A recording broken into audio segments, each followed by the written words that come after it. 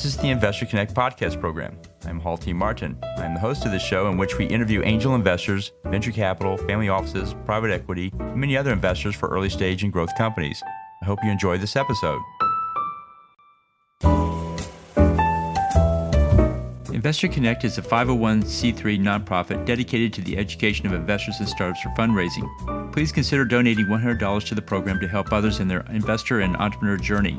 You can find the donate button on the investorconnect.org website. Well, hello, this is Hall Martin with Investor Connect. Today we're here with Justin Breen, founder, CEO of BrEpic and BrEpic Network, and author of the #1 international best-selling book, Epic Business. Justin, thank you for joining us. Yeah, I'm excited to be. I'm excited to be here. You have a really interesting and talented way of asking questions, so I'm excited to be interviewed by you. Great. Well, thanks. So, where are you calling from today? I am in the Chicagoland area. Great. Must be colder there than it is here in Austin, but we're all warming up, I guess, as we get into the spring. Indeed, yeah. I've run. I've lived in and had companies and worked here, I guess, my whole life, and I've run outside no matter the weather conditions, 6 days a week for about the last 20 years. So I would much rather run. It was about 20 degrees today. I'd much rather run in 20 degrees than 80 for sure. Oh, yes, it is much better. Well, tell us more about your background. What did you do before you wrote the book? Yeah, I'm 100% simplifier. So I take all this complexity out in the world and turn it into patterns. That's how my brain works. So my first company, which I started 5 years ago, was zero business background. I was a journalist for 20 years and created my entire business model based on how PR firms annoyed me for 20 years. So saw a problem, created a solution, problem solved, successful global company, and then new company annoyed by platforms that let everyone in because at the highest level, people don't have time for that. So just created a high price point invite only connectivity platform. Great. And then, so what inspired you to write the book? Yeah, that's a good question because most books are meaningless because they have no meaning behind them. To simplify it, most people can't even fathom being someone like Bill Gates or Bezos or someone like that, but they can visualize being someone like me where I just spend as much time with my family as I want to. I do what I like to do when I'm good at. I make as much money as I want to, only collaborate with the top folks on the planet or the ones who will make the investment. So for my first company's 30-month anniversary at the time, I posted 30 things I had learned in the first 30 months from top entrepreneurs on the planet. And everyone's like, oh, you have to write a book. So I'm like, okay. So I signed with a top micro publisher in the U.S. Chris Voss, who wrote Never Split the Difference, did the forward. I'm very grateful for that. And then each one of those 30 things is a chapter in the book. So it's just boom, boom, boom, inform and entertain. All right. Well, tell us more about the book. What are some of the key focus points you have on it? Yeah, I was listening to a couple of your podcasts.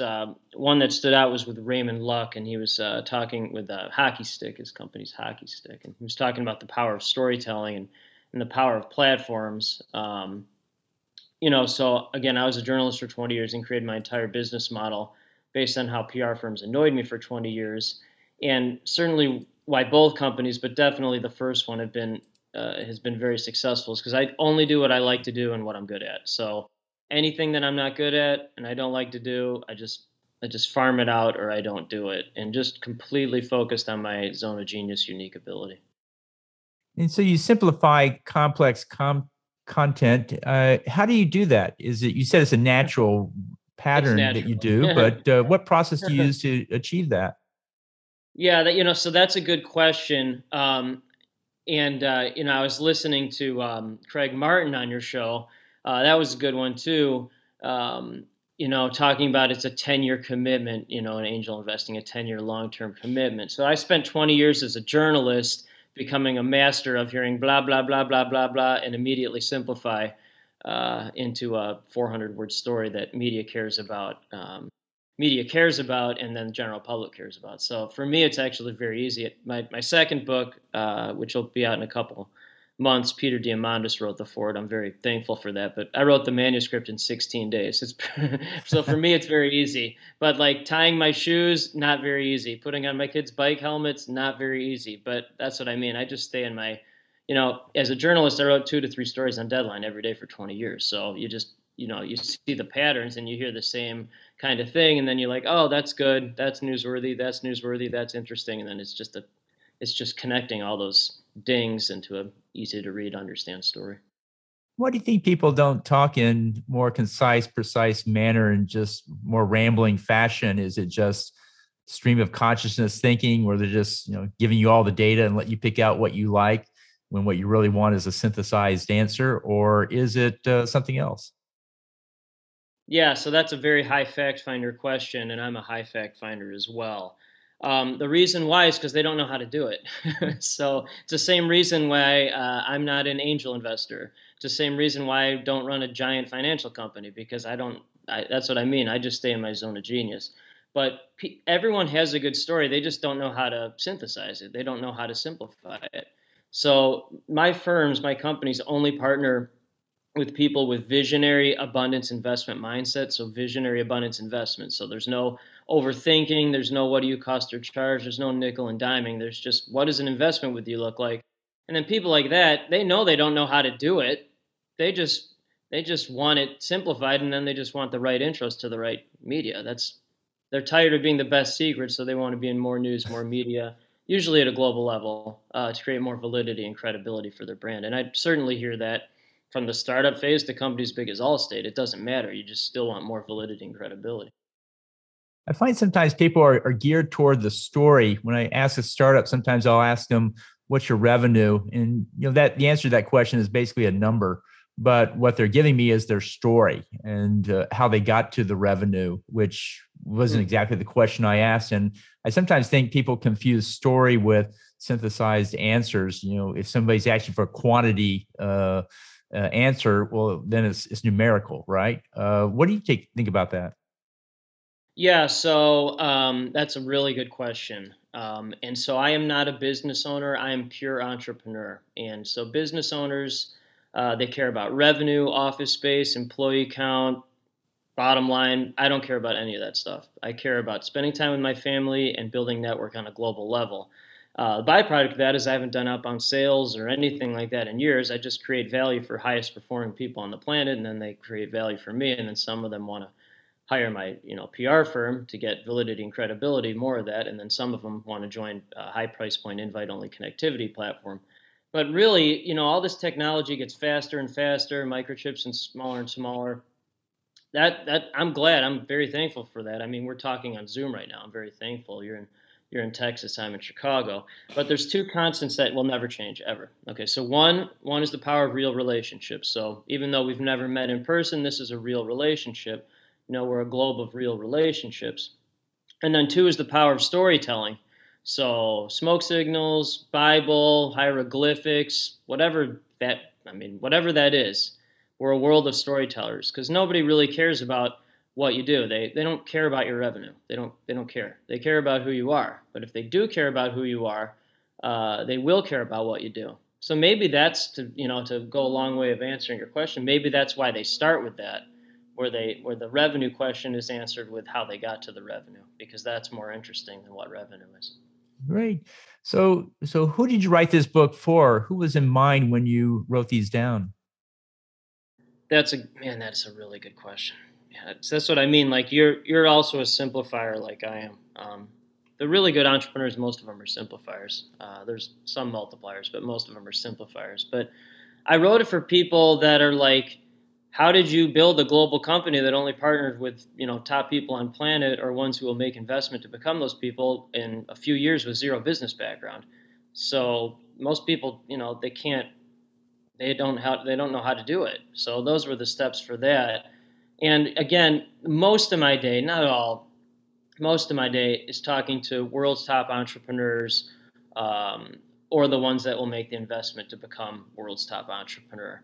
So I hear the same. What I hear now is really interesting. I've been an entrepreneur for 5 years.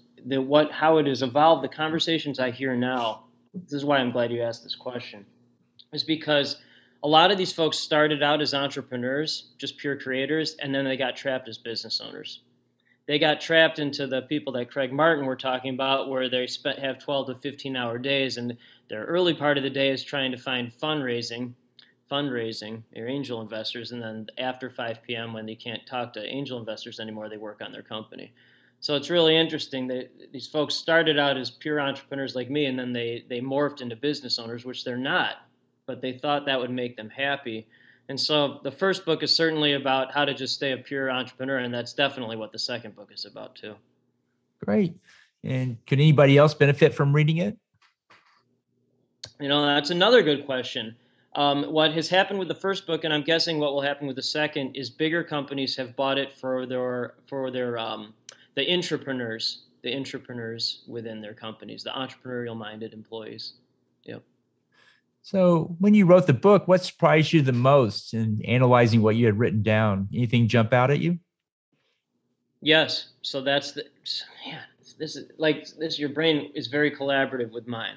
So it's really fascinating because Chris Voss wrote the foreword for my first book. So for those who don't know, he wrote Never Split the Difference. I'm very confident saying that's one of the top 20 business books, top business books over the last 20 years or so. Former FBI terrorist negotiator, lead FBI terrorist negotiator. So in the foreword, which this was written in 2019, he talked about how my first company, BrEpic, is just really a giant network of geniuses who are constantly introducing each other for mutual gain. My new company is called BrEpic Network. It's just technology for my brain. So that was written before I even had the second company. So literally, my second company was in the first book. It was really fascinating to see how that has evolved into that. Like, it was there, and now it's actually happening. So what was the most important takeaway you found after writing the book? So what I learned about what a book actually is that it's a key that opens up endless doors. It's a key that opens up endless doors. So it came out in May of 2020. I still do 2 to 3 media interviews for it every week. The new book, again, with Peter Diamandis writing the foreword, it's me evolved over, since the first book came out. So there'll be even more media interviews for that. But that's really what a book is. I have no idea how many books have sold. I don't care about any of that stuff. But I know that what it has led to is endless opportunities like this, which is great for me. I'm very thankful for that. But then certainly with the PR firm, it's great for my partners as well, because I only partner with people like me. Otherwise, I get bored. And so the hosts want to interview my partners as well. And so it just creates this endless abundance and endless collaboration. Great. And then how did the book change the way you think about it? My whole life is taking action. In your world, in your space, a lot of folks are really good at what they do because they spend endless time doing due diligence and compliance and really thinking about stuff. I am not like that. I take full action and then learn from action. I take full action and learn from that. And so wrote the first book, learned that it was a key that opens up endless doors, wrote the second book, can't wait for it to come out, already doing media for that, and it'll just create more and more collaborations. But I don't understand, it's very hard for me to understand people that talk about doing something but never do it.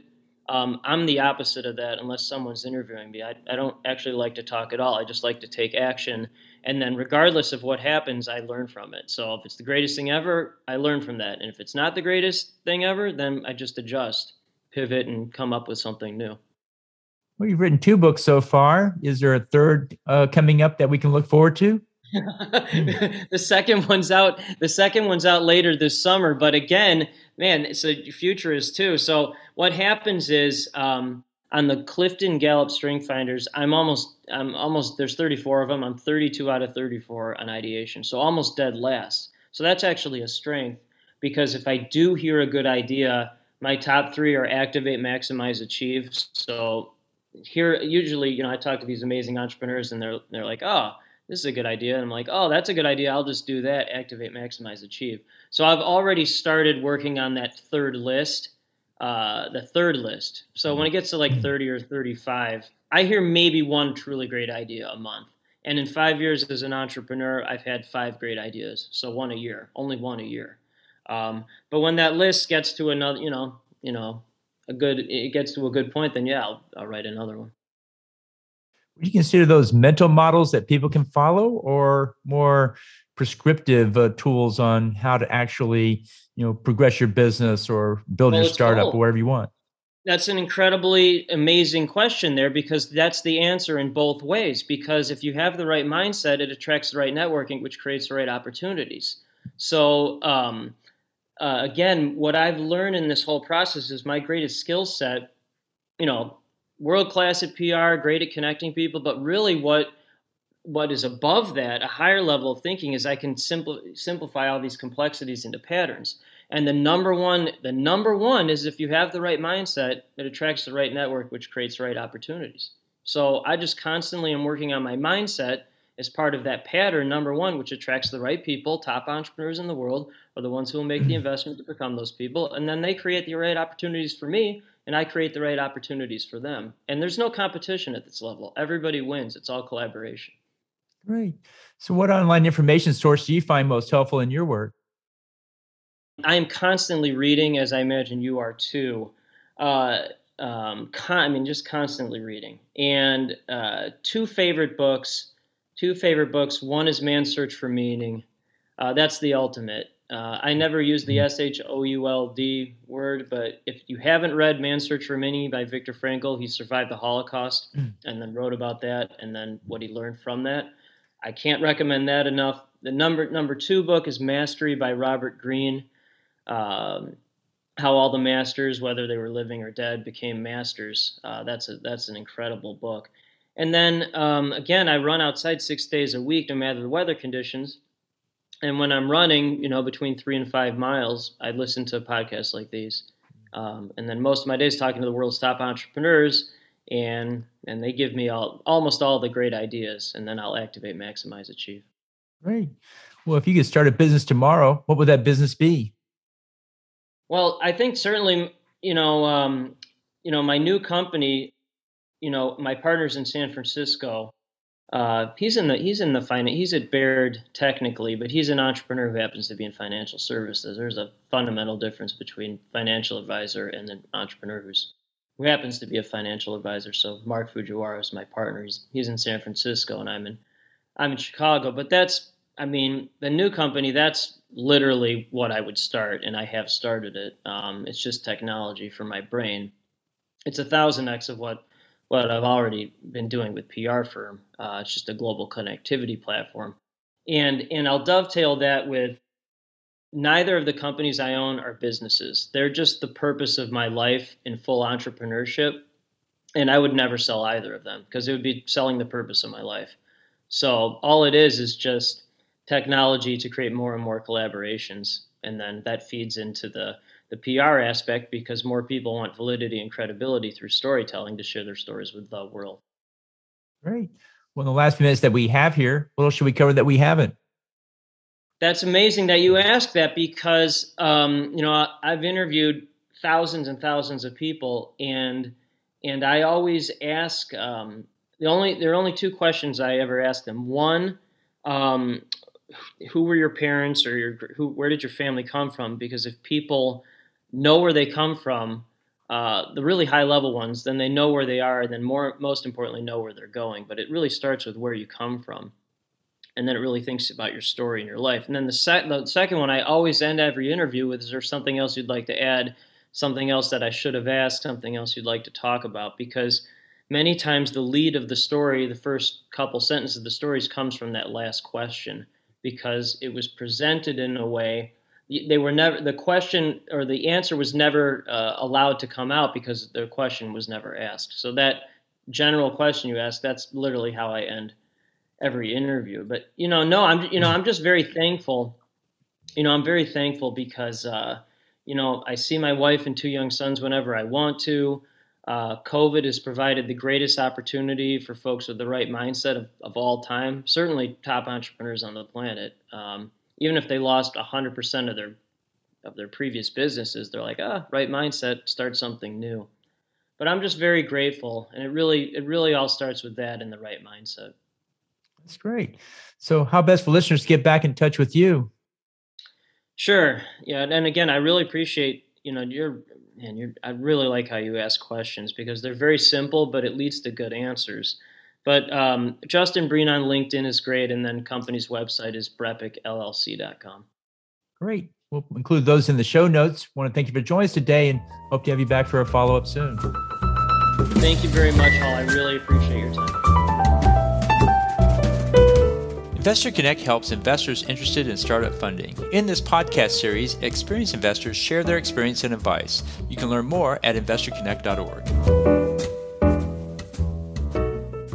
Hall T. Martin is the director of Investor Connect, which is a 501c3 nonprofit dedicated to the education of investors for early-stage funding. All opinions expressed by Hall and podcast guests are solely their own opinions and do not reflect the opinion of Investor Connect. This podcast is for informational purposes only and should not be relied upon as a basis for investment decisions.